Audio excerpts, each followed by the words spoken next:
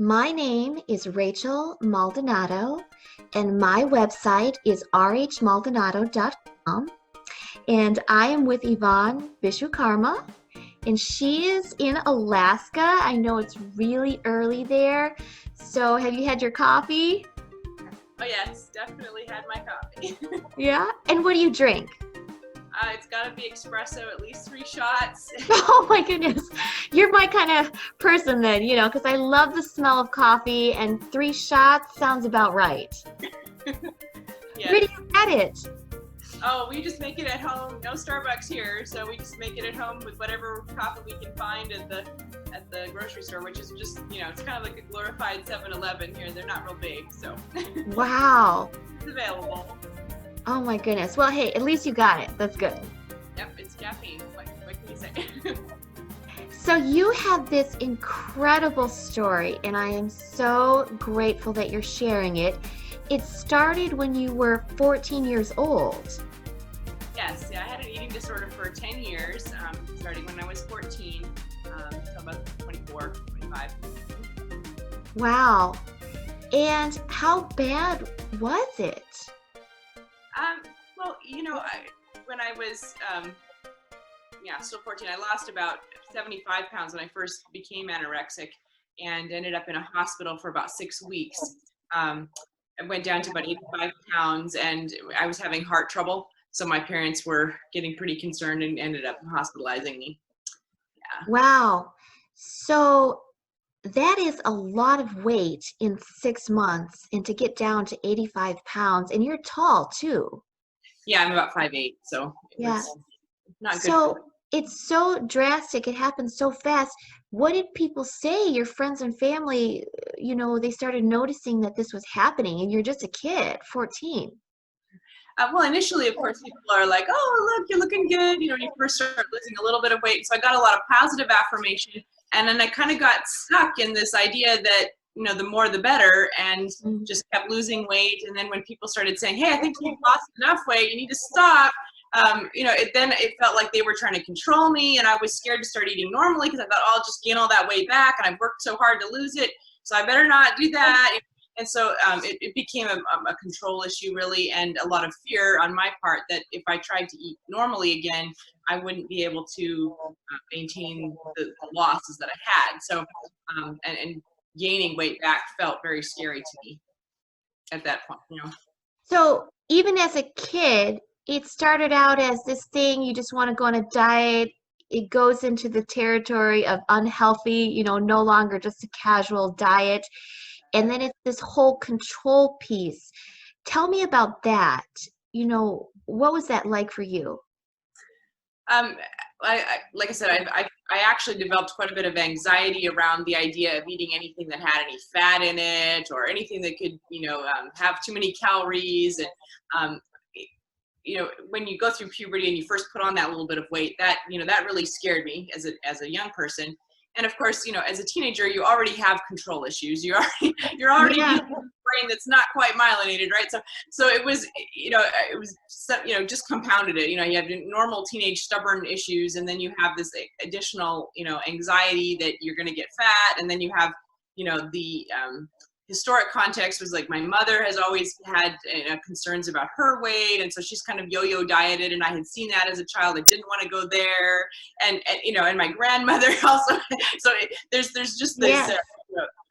surrounded in our culture too, of course, is just big on being thin. So it's a concern to me. I didn't want to let myself get out of control and then gain weight and become a bigger person again. Before I started losing the weight, people would tease me a little bit about being too big, and I was a hockey player, and Yeah. it wasn't your stereotypically attractive feminine reputation that I had prior to being anorexic, right? So Yeah. I didn't go back to being this, this big burly person that I pictured myself as before Yeah. that. Anyway, yeah, lots of control issues for sure that I had to deal with. And then once you get real skinny, it's also an identity thing. I really saw myself as being an anorexic person, and you can't just fix it overnight. So even when I got real skinny and I wanted to be healthy, I wanted to change, I couldn't do it quickly, right? So Yeah. it's not like, say, quitting smoking or something where, there's not, you can really do it now. I couldn't just suddenly look healthy again. It's a process, just like losing weight is a process. It's a process to get back. So, and that was scary and hard for me. Yeah. So it really spiraled, and you have these control issues. Then it becomes a factor of identity. And, with the hospital, certainly, perhaps it saved your life, these institutional type things, when it gets very severe. But that's not a long-term solution. And how did your parents help you? What actually started getting to you? Okay. What worked? Right. So the first attempt my parents did to try to help me was to get me into an inpatient program. And then that, like you said, was probably a life-saving aspect to my recovery. Um, the hospital situation, the way it was set up was, you're in this room and they feed you 6 times a day, and you have to, they weigh you and you had to gain a pound a day, or you got, Yeah. right? So the restrictions were like, you couldn't use the bathroom, you couldn't get out of your room, you couldn't watch TV. There's pretty severe restrictions, right? Yeah. So you wanted to gain that pound, if just for that. And still, however, even if you eat everything, your body doesn't necessarily just gain weight as it should, right? So I spent a lot of time on restrictions in that Yeah. sense. And it wasn't terribly great for my mentally, because it was, it didn't deal with the control issues. It really made me feel Right. out of control. And so when I finally was, back to a healthier weight and was able to get out of the hospital, I still was dealing with all those control issues. Yeah. So even though I didn't go right back down to 85 pounds, I, kind of hovered around 90, 95 pounds for the next several years, because I was, I hadn't been able to deal with those control issues at all. So, um, And then that was the initial step, save your life, something truly drastic, but it didn't work long term. It's still, they're trying to control you, and in an eating disorder is about trying to control some things in your life, at least in your case. So then after that, was there something that worked, that helped? absolutely. So when I was about 20, my parents met a lady in Idaho where we lived at the time. And she was a personal trainer. She'd gone through an eating disorder herself. She had a degree in psychology. So she was like the perfect Mm, combination skill set. And she and I really hit it off. And I yeah. worked with her for about a year. And she was, she was the take charge of your life kind of Mm, example that I needed, right? yeah. Somebody who was trying to make healthy decisions for herself and was a really good example. And so seeing her and hearing her tell me, like, you can control your life and you can control it in a way that will make you healthy, and it will, it will make you stronger. And I wanted to be a healthy, strong person. And she was such a good role model of that it really helped. I worked out 3 times a week with her, and was able to get a body that I was happy in again. I had some muscles, and I could feel that I was getting strong again, and that I was in control of my life, and started to look a little bit better, so that people weren't scared to look at me.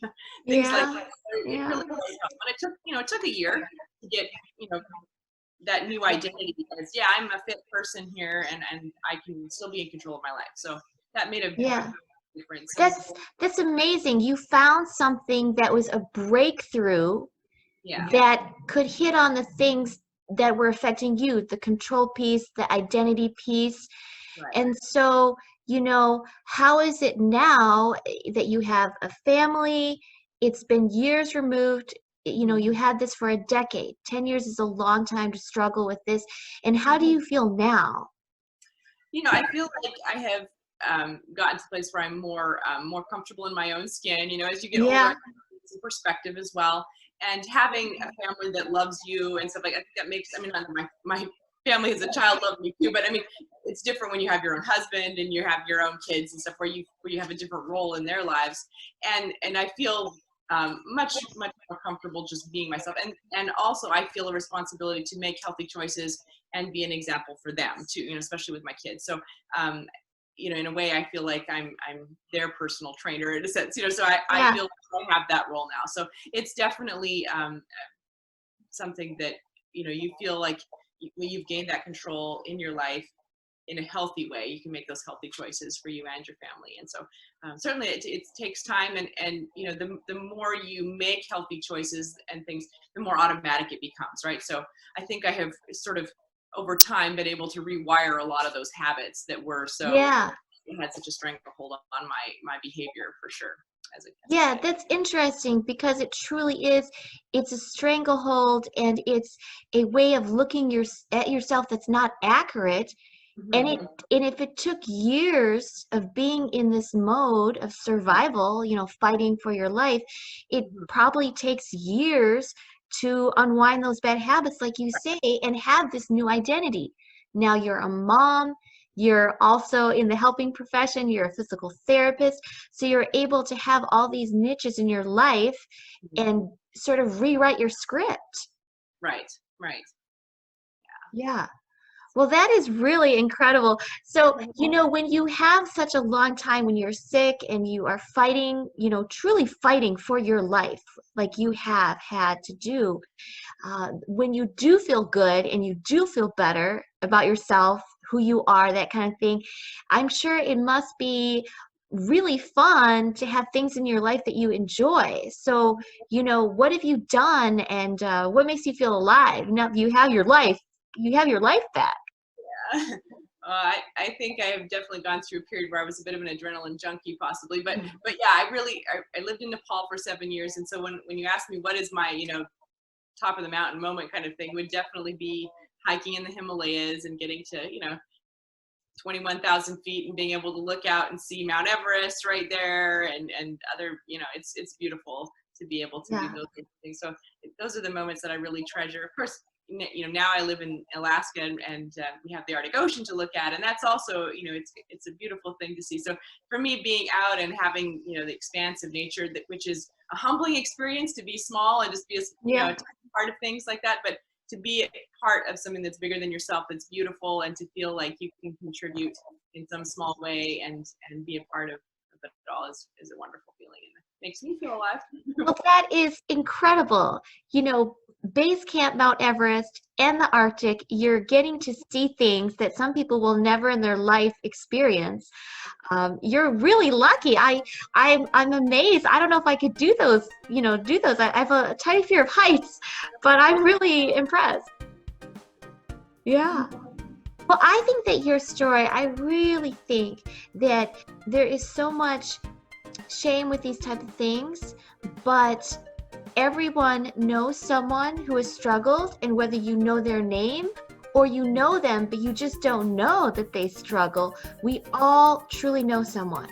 And I think that when the people who get better, who fight for their life, who have that new identity, it takes time, but then when they're successful, they say, hey, I did it. It just gives hope to everybody else that we all know and ourselves, because right now we're in this pandemic and there's a lot of lack of control right now. So I think that your story is so vital for everyone right now. Yeah. It's definitely a marathon, not a sprint, and we're all going to have to pace ourselves. Yeah. Well, thank you so much, Yvonne. I love your story. I truly do. And thank you so much. Thank you.